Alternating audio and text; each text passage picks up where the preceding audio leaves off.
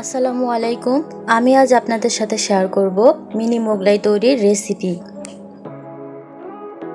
প্রথমে আমি 2 কাপ আটা এবং আটার সাথে লবণ, বেকিং সোডা, 2 চামচ চিনি, অল্প পরিমাণ সয়াবিন তেল, সাথে উষ্ণ গরম পানি ভালোভাবে মিশিয়ে বেশ ভালো করে একটা সুন্দর আটার ডো তৈরি করে নিলাম।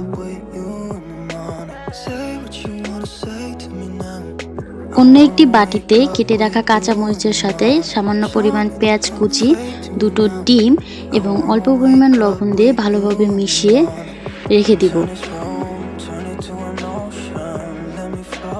এখন মোগলাই বানানোর জন্য রুটি বেলে নিব। রুটিটা যত বড় এবং পাতলা হবে মোগলাই তত সুন্দর হবে।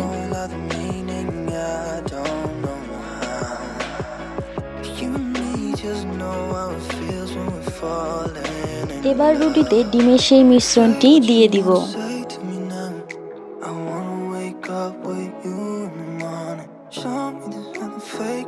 রুটিতে মোগলাইয়ের ভাঁজ দিয়ে দিব।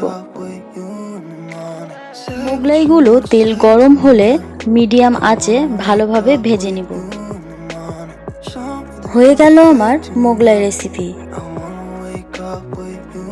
আমি এটাকে মোগলাই সস দিয়ে পরিবেশন করে নিয়েছি। রেসিপিটি ভালো লেগে থাকলে সবার সাথে শেয়ার করবেন।